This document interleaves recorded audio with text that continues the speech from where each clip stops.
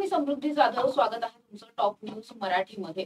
जसजसा नवरात्रचा सण जो आहे तो आता समारोपाकडे येताना आपल्याला पाहायला मिळतोय, तसतसा राज्यभरामध्ये दसऱ्याचा उत्साह आणि ओढ लागलेली पाहायला मिळते.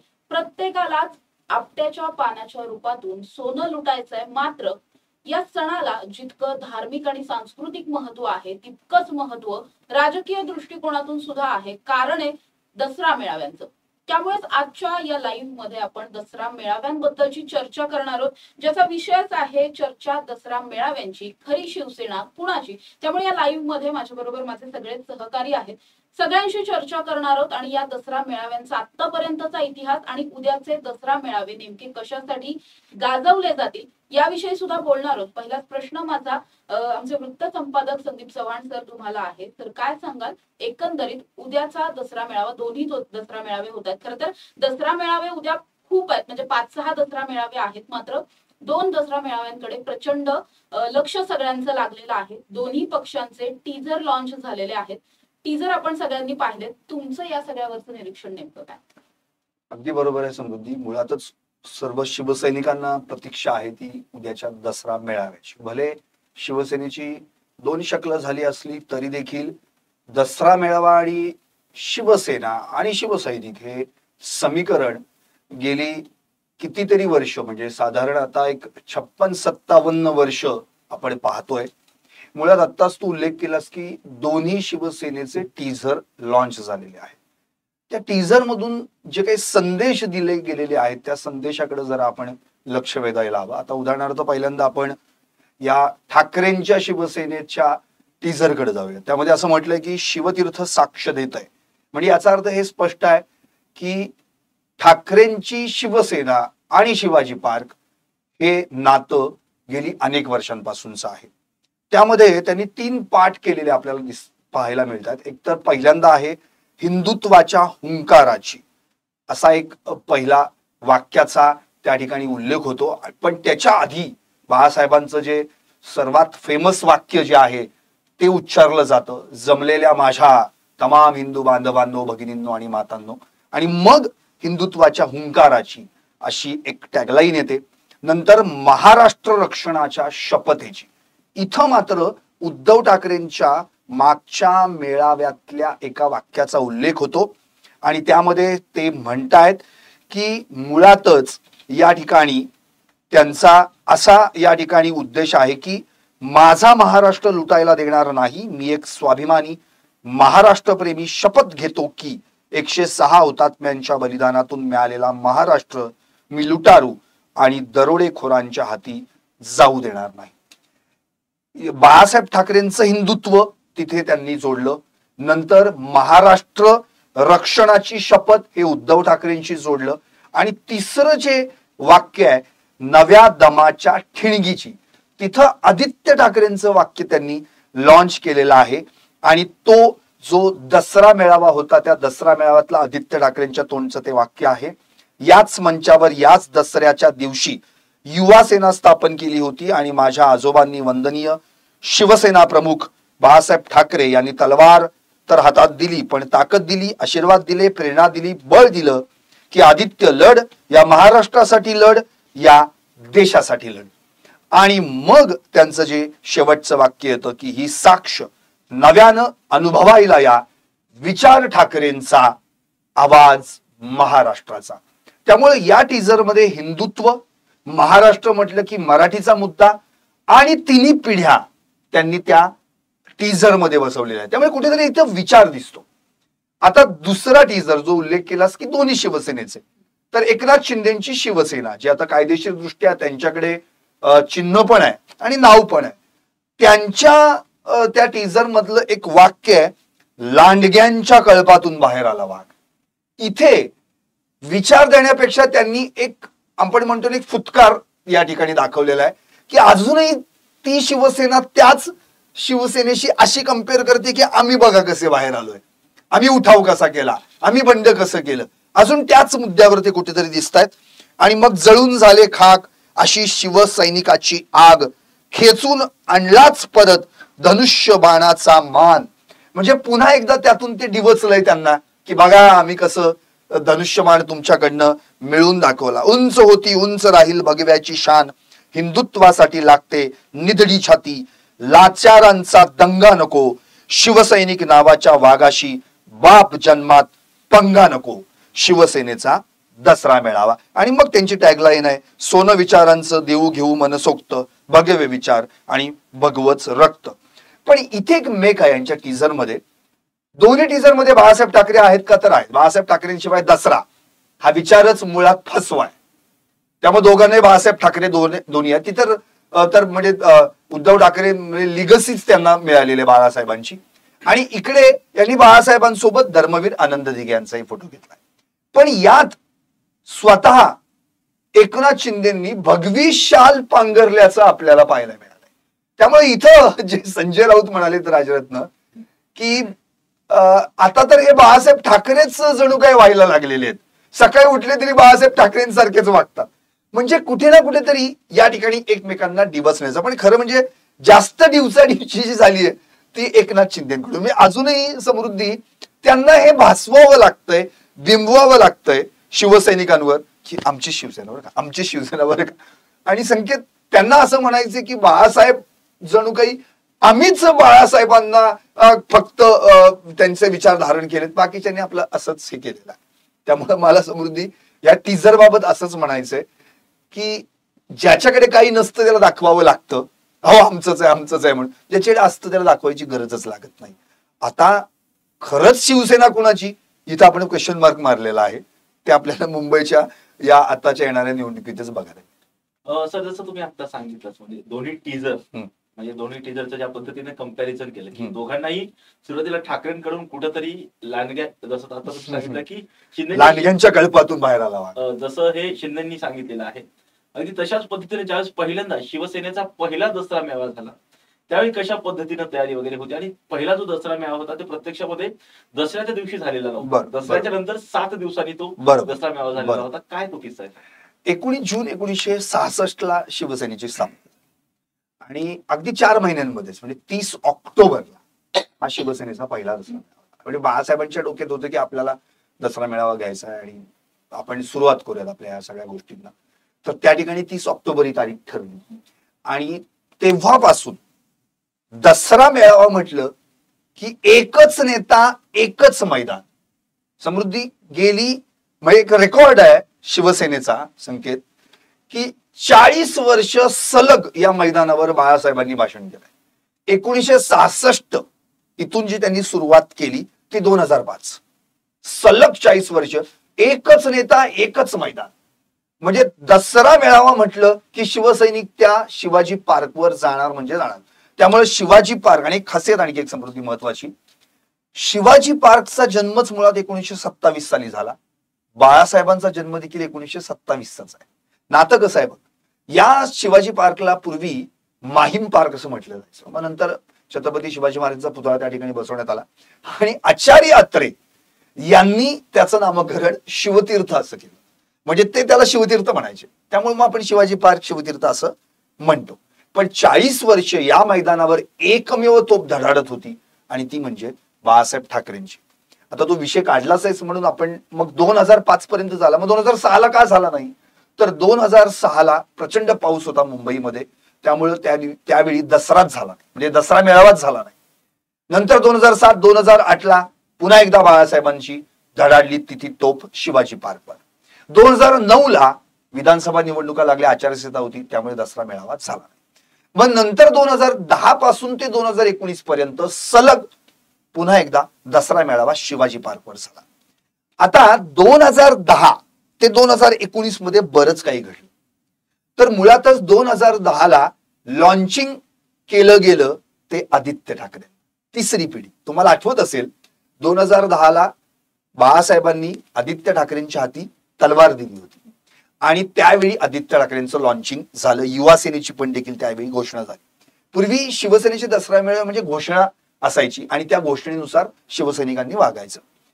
2011 झाला दसरा मेळावा, पण 2011लाच जवळपास बाळासाहेबांची तब्येत प्रकृती अस्वास्थ्यामुळे बिघडलीच होती. आणि मग 2012ला हा वाघ जो आपण ज्याला शिवसेनेचा वाघ बाळासाहेब ठाकरे आपण नेहमी म्हणतो, हा वाघ जी इतकी वर्ष म्हणजे 44 वर्ष ज्यांनी मैदानावर येऊन भाषणं केली, तो हा वाघ VC वर म्हणजे व्हिडिओ कॉन्फरन्सिंगद्वारे तुम्हाला त्या मैदानात दिसला. प्रत्यक्ष मैदानात बाळासाहेब हजर नव्हते आणि तो मेळावा बाळासाहेबांचा शेवटचा दसरा मेळावा ठरला. अर्थात 2012 पासून उद्धव ठाकरेंनी शिवसेनेची नेतृत्वाची धुरा सांभाळली होती. त्यामुळे 2012 नंतर मात्र मग सलग स्वतः उद्धव ठाकरेच भाषण करायला लागले. नंतर 2019 पर्यंत जे काही मेळावे झाले या सगळ्या दरम्यान उद्धव ठाकरेंचं नेतृत्व होतं आणि आदित्य ठाकरे देखील त्यांच्या सोबत होते. 2020 आणि 2021 आपल्याला आठवते कोरोना आला, त्यामुळे दोन्ही दसरा मेळावे झाले पण शिवाजी पार्कवर नाहीत, कारण की अर्थातच माणसांना एकत्र जमण्याची संधीच नव्हती. मग हे बंदिस्त सभागृहात घेतले गेले. म्हणजे वाघ तुम्हाला 2012ला मैदानात दिसला VC वर आणि नंतर तोच वाघ दिसला तुम्हाला बंदिस्त सभागृहात.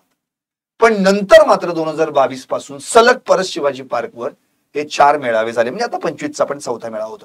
याचाच अर्थ शिवाजी पार्कवर आतापर्यंत शिवसेनेचे एकमेव पक्ष असा आहे ज्याचा रेकॉर्ड आहे Guinness book of world record मध्ये 56 मेळावे पार पडलेले आहेत. त्यातले 44 मेळावे हे बाळासाहेबांनी संबोधित केलेले आहेत आणि आता 58वा मेळावा जो आहे तो टोटल शिवसेनेचा पार पडतोय.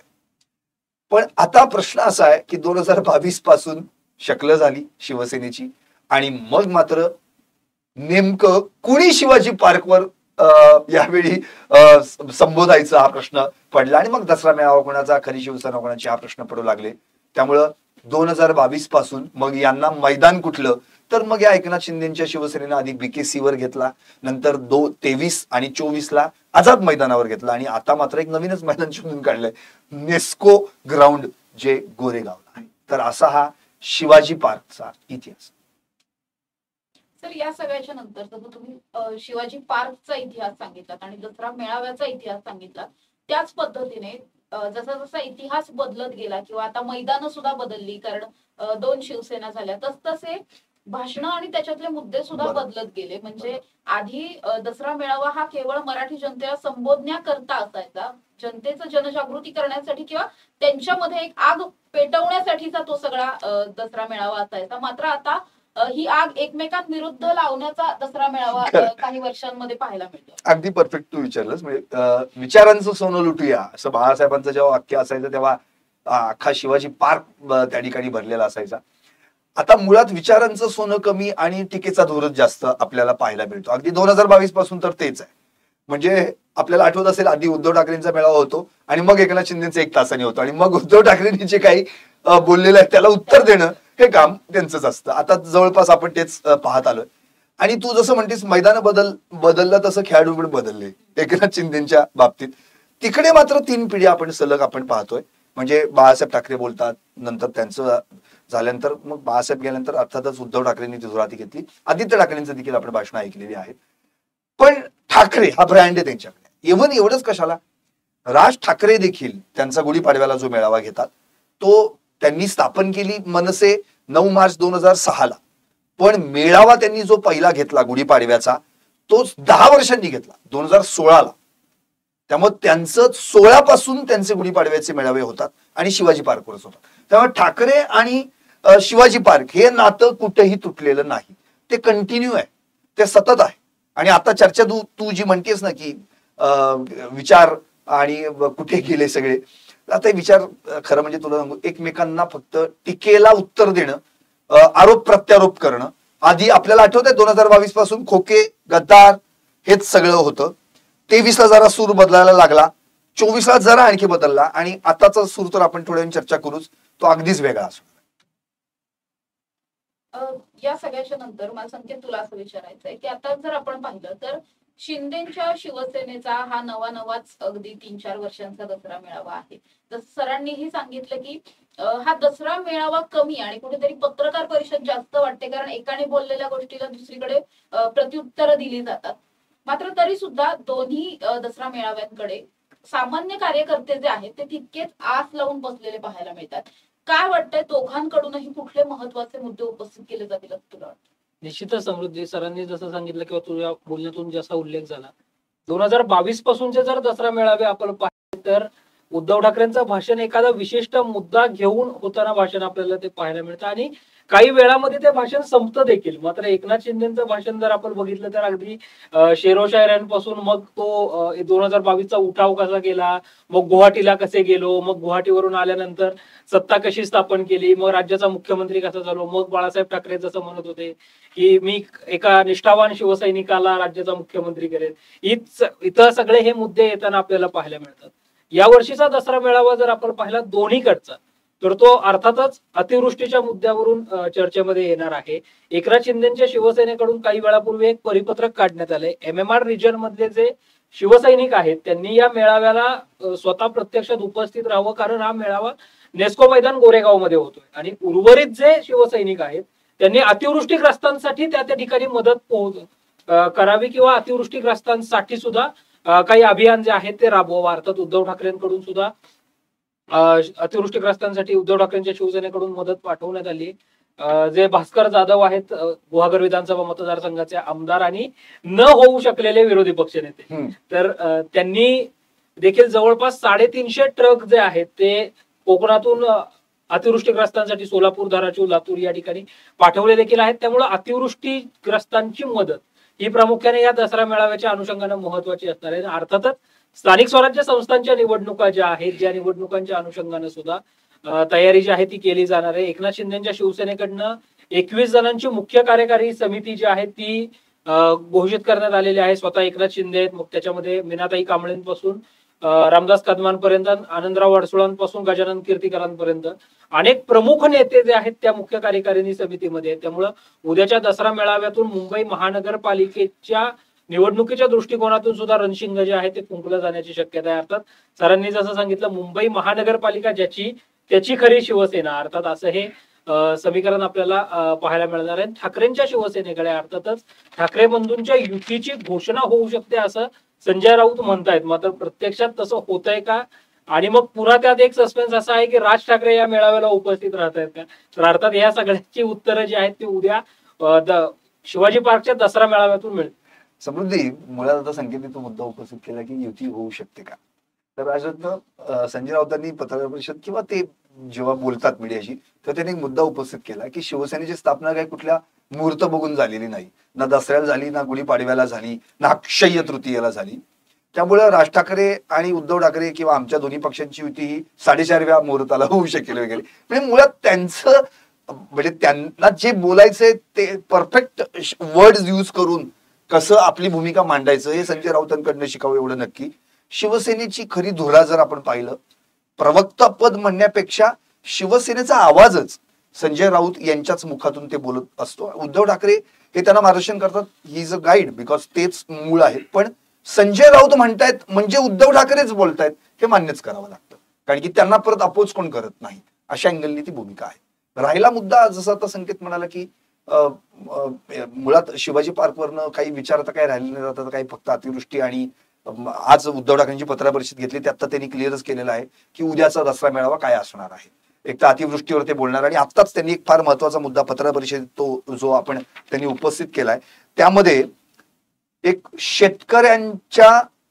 शेतकऱ्यांवर सरकारचा पुरभार अशी एक बातमी आली, त्याचं कात्रण पण त्यांनी दाखवलं की 1 नोव्हेंबर पासूनच आता आपण तो गाळप हंगाम सुरू करतोय, ऊस गाळप हंगाम, का तर आता पीक प्रचंड नुकसान झालेलं आहे आणि त्यामुळे सरकारनं निर्णय असा घेतला की मुख्यमंत्री सहायता निधीसाठी प्रति टन 10 रुपये कपात आणि पूरग्रस्तांच्या मदतीसाठी प्रति टन 5 रुपये कपात, म्हणजे 10 आणि 5 15 रुपये अशी 15 रुपयांची कपात होणार आहे. आणि त्यालाच उद्धव ठाकरेंनी विरोध केलेला आहे, कारण त्यांचं असं म्हणणं आहे जर सगळेच साखर सम्राट आता भाजपमध्ये घुसतायत मग त्यांची जी काही कर्ज आहेत त्या कर्जाची आम्ही सरकार घेतोय, ते फेडायची सुद्धा सरकार तयारी दाखवतं, पण इकडे शेतकऱ्यांच्या कर्जाची आम्ही कोण घेणार, का तुम्ही आता सगळे शेतकरी भाजपमध्ये आल्यावर त्यांचे कर्ज माफ करणार का, असा प्रश्न. त्यामुळे उद्या अतिवृष्टी या विषयावर तर 100% बोलणं होणारच आहे, त्याच्यावरच नक्की सूर असेल. आणि दुसरी म्हणजे जसं संकेत म्हणाला की मुंबई महापालिका, कारण की मुंबई महापालिका ज्याची त्याचीच खरी शिवसेना हा इथेच क्लिअर होणार. ही लिटमस टेस्ट आहे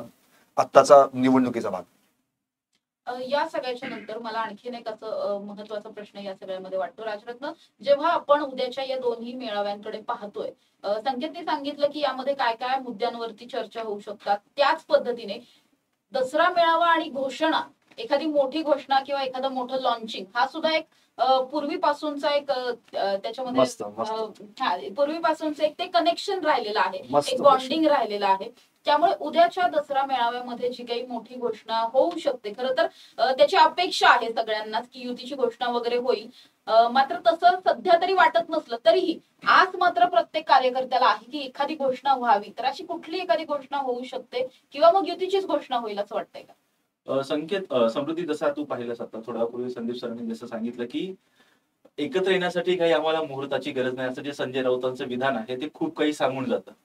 त्यामध्ये असं सुद्धा दिसतं की ठाकरे बंधूंना एकत्र येण्यासाठी कोणत्या मुहूर्ताची गरज नाहीये. आणि त्यामुळे कुठेतरी जरी आता आगामी स्थानिक स्वराज्य संस्थांच्या निवडणुका आहेत आणि विशेषतः मुंबई महापालिकेची निवडणूक ही ठाकरेंसाठी अत्यंत महत्वाची आहे आणि विशेषतः उद्धव ठाकरे यांच्या शिवसेनेसाठी अत्यंत महत्वाची आहे. कारण या आधीचा जर काळ पाहिला तर उद्धव ठाकरेंची शिवसेना टीएमसी मध्ये अर्थात मुंबई महापालिकेमध्ये सत्तेमध्ये होती. त्यामुळे उद्धव ठाकरेंना जर शिवसेनेची सत्ता कायम ठेवायची असेल मुंबई महापालिकेसाठी, तर त्यांना आता जर पाहिलं तर भारतीय जनता पक्ष त्यांच्यापासून खूप दुरावला गेलेला आहे. त्याचबरोबर एक समजा शिवसेनेची दोन शक्ल झालेली आहेत, एकनाथ शिंदे दुसऱ्या बाजूला गेलेले आहेत. त्यामुळे आता ठाकरेंपुढे एक पर्याय आहे, तो म्हणजे राज ठाकरेंचा, उद्धव ठाकरेंपुढे. आणि त्यामुळे कुठेतरी आता काहीही करून कशा पद्धतीने राज ठाकरे यांना जवळ घेता येईल, राज ठाकरे यांच्या बरोबर कशा पद्धतीने युती करता येईल, त्याच प्रतिबिंब जर पाहिलं तर तू ज्यावेळेस हिंदी सक्तीचा निर्णय तो शालेय अभ्यासक्रमामध्ये राज्य सरकारच्या वतीने घेण्यात आला होता आणि त्यावेळेस ठाकरे बंधू एकत्र आल्याचं पहिलं चित्र पाहायला मिळालं. त्यानंतर उद्धव ठाकरे यांच्या वाढदिवसाच्या शुभेच्छा देण्यासाठी स्वतः राज ठाकरे मातोश्रीवरती गेल्याचं पाहायला मिळालेलं होतं. त्यावेळेस राज ठाकरे यांच्या घरी स्वतः गणपती बाप्पाचं दर्शन घेण्यासाठी उद्धव ठाकरे गेलेले होते. त्यानंतर जी चौथी भेट होती त्यांची, ती चौथी भेट जर आपण पाहिली तर त्यावेळेस मुंबई महापालिकेच्या अनुषंगानं त्या भेटीमध्ये स्वतः संजय राऊत होते, अनिल परब सुद्धा होते. त्यामुळे कुठेतरी सर्वच शिवसैनिक असतील किंवा मनसैनिक होतील, त्यांना अशी एक अपेक्षा आहे की उद्याच्या बैठकीमध्ये, उद्याच्या दसरा मेळाव्यामध्ये कुठेतरी या ठाकरे बंधूंची युती व्हावी अशी सर्वांची अपेक्षा आहे. परंतु संजय राऊतांचं जे विधान आहे ते खूप काही सांगून जातं. त्यामुळे उद्याच्या दसरा मेळाव्यामध्ये अशी घोषणा होईल याची शक्यता खूप धुसर वाटते. नक्कीच. मला समृद्धी याच मुद्द्यावर बघता यायचं, जुन्या काळात काय घोषणा व्हायच्या आणि आता, म्हणजे आता जसं राजरत्नांनी सांगितलं की राज ठाकरे आणि उद्धव ठाकरे यांची युती होण्याची घोषणेची शक्यता धुसर वाटते. मुळात हे दोन्ही भाऊ आता ना ताक फुंकून पित आहे, कारण की मध्येच दूध पोळलेलं आहे. एकमेकांचे बरेच एकमेकांनी वाभाडे काढलेले आहेत. त्यांचे तर नगरसेवक मनसेचे पळवले होते शिवसेनेनं. आपल्याला आठवत असेल हिंदी सक्तीच्या मुद्द्यावर दोन मराठी भाऊ एकत्र आले, दोन ठाकरे भाऊ एकत्र आले.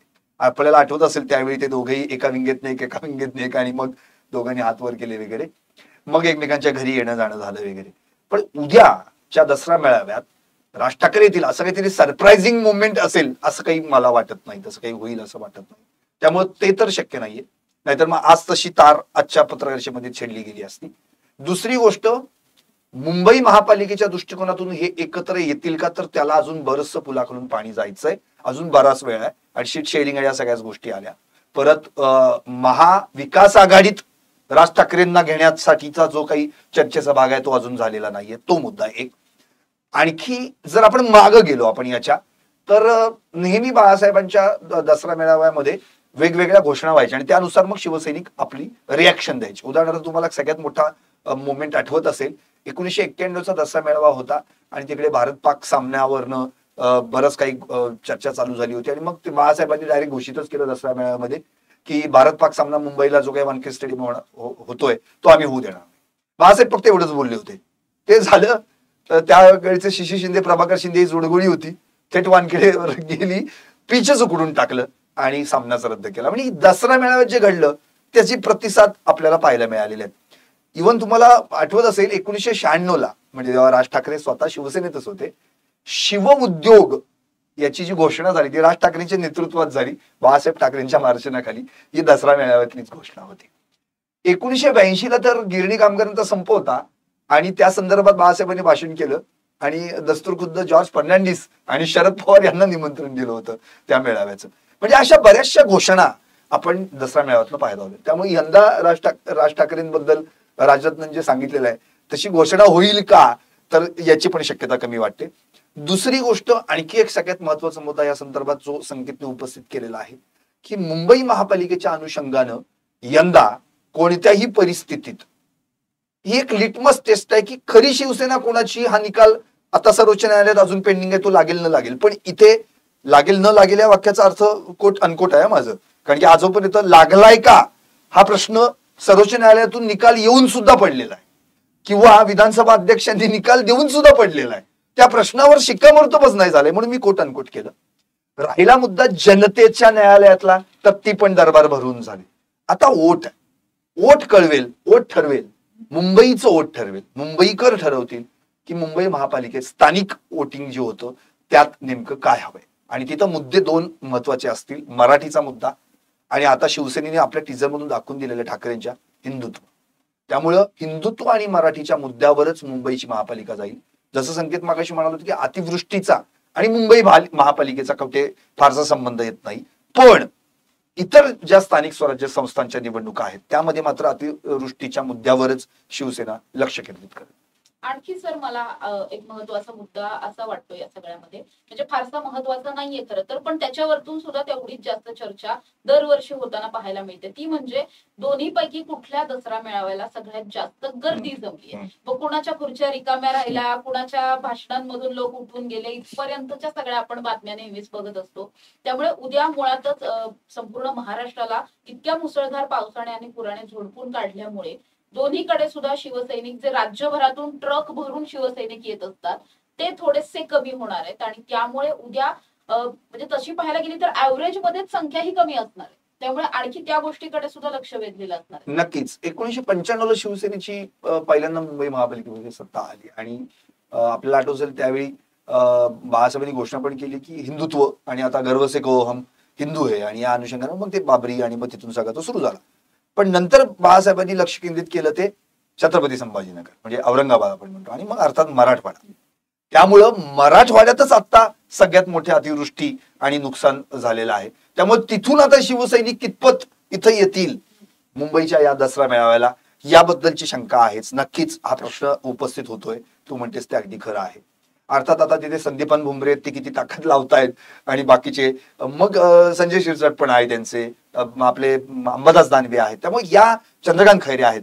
त्यामुळे त्या लोकांना एकतर त्यांच्यावर अधिक दुःखाचा सावट आहे. त्यामुळे ते कितपत इथे येतील, जसं संकेतने पण मगाशी सांगितलं की उलट आपल्याच इकडच्या लोकांनी तिथे जाऊन मदतीचं कार्य करायला हवं. त्यामुळे तो एक मुद्दा असेल. जसं संकेतने सांगितलं की भास्कर जाधवांनी त्या ठिकाणी मदत पोहोचवलेली आहे. त्यामुळे कदाचित असेही अनेक नेते असतील जे नेते उद्या फील्डवर असतील मराठवाड्यामध्ये किंवा इतर अतिवृष्टीचे झाले त्या नुकसानग्रस्त भागात, ते कदाचित मेळाव्याला पण उपस्थित नसतील. कारण की सगळंच सोडून तुम्ही मेळाव्यावरच लक्ष केंद्रित केलं अशी टीका उद्या होऊ नये. आणि सगळ्यात याच्याही पेक्षा आणखी महत्वाचा मुद्दा की एकनाथ शिंदे तर स्वतः सरकारमध्ये, त्यामुळे एकनाथ शिंदेनी पण अशा सूचना दिलेल्या असतील की उगाच तिकडची लोक इकडं आणून ते आधीच एक तर दुःखात आहेत, त्यांना एवढ्या लांब आणायची काही गरज नाहीये. त्यामुळं कदाचित नेस्को ग्राउंड निवडण्यामागचं कारणही ते असू शकतं. कारण की मागच्या वेळेस अनुभव होता आझाद मैदानाचं आझाद होतं, खुलं होतं सगळं आणि परिस्थिती इतकी वाईट होती. त्यामुळे माझ्या मते तरी शिवाजी पार्कवर आझाद मैदानापेक्षा निश्चितच गर्दी जास्त दिसेल, म्हणजे माझं प्रिडिक्शन असं वाटतं. सर, या मुद्द्याला पुढे घेऊन जाताना कालपर्यंत एकनाथ शिंदेच्या शिवसेनेकडनं आझाद मैदानच निवडण्यात आलं होतं. अगदी आज सकाळपासून पुन्हा त्या खुर्च्या ज्या आहेत त्या नेस्कोच्या ठिकाणी न्यायला सुरुवात झाली. मात्र मागच्या 4 वर्षातले जर आपण दसरा मेळावे पाहिले तर एक वैशिष्ट्य या दसरा मेळाव्यामधलं असं आढळतं की उद्धव ठाकरेंच्या शिवसेनेकडनं कधीच ना एसट्या बुक केल्या जातात ना गाड्या बुक केल्या जातात. जे शिवसैनिक येतात ते पदरमोड करून शिवाजी पार्कवर पोहोचतात. ते बाळासाहेबांपासून पॉइंट आहे. आणि एकनाथ शिंदेच्या शिवसेनेकडनं एसट्या बुक केल्या जातात. म्हणजे प्रत्येक कार्यकर्त्याला किंवा नेत्याला टार्गेटच दिलं जातं की काय असा प्रश्न आहे की ती गर्दी तिथे घेऊन या. मग मागचा सिल्लोड विधानसभा मतदारसंघातला अनुभव आहे की तिथल्या लोकांना माहितीच नव्हतं आपण कुठं जाणार आणि कशाला जाणार आहोत. त्यामुळं अर्थातच तिथं काही प्रमाणात म्हणजे 2022 मधली एक क्लिप होती जी आपल्यासह सगळ्या माध्यमांनी त्यावेळी दाखवली होती की एक शिवसैनिक घरातून चटणी भाकरी घेऊन आज शिवाजी पार्कवर आले होते आणि तुम्ही का आलाय तर आमच्या माणसावर अन्याय झालाय आणि आम्ही त्याच्या पाठीमागे ठामपणे उभं राहणार आहे असं म्हणणारे ते शिवसैनिक जे आहेत ते होते. त्यामुळं अर्थातच खरी शिवसेना कोणाची वगैरे मुंबई महानगरपालिकेच्या निवडणुकीनंतर जरी त्या अधिकृतरित्या स्पष्ट होणार असलं, जरी कायदेशीर दृष्ट्या एकनाथ शिंदेकडे राहिली तरी खरी शिवसेना ही जनतेच्या दरबारामध्ये ठरणार आहे मुंबई महानगरपालिका निवडणुकीवर.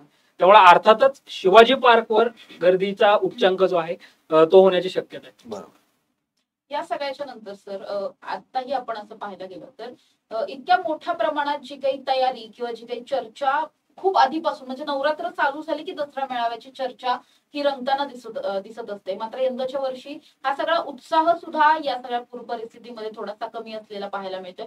त्याचबरोबर उद्याच्या दसरा मेळाव्यामध्ये जर दोन्ही नेत्यांनी एकमेकांवर म्हणजे जनतेसाठी न बोलता एकमेकांवरच टीका टिप्पण्या फार केल्या तर ते सुद्धा कुठेतरी निगेटिव्ह मध्ये जाईल असं वाटतंय. नक्कीच, कारण की मुळातच उद्या म्हणजे एकतर उद्धव ठाकरेंनी काय सांगितलेलं आहे की तुम्ही सरकारमध्ये असताना, जसं देवेंद्र फडणवीस यांचा एक त्यांनी मुद्दा उपस्थित केला, मी मुख्यमंत्री होतो तेव्हा ते विरोधी पक्षनेते होते आणि तेव्हा मात्र ओला दुष्काळ याची मागणी त्यांनी केली.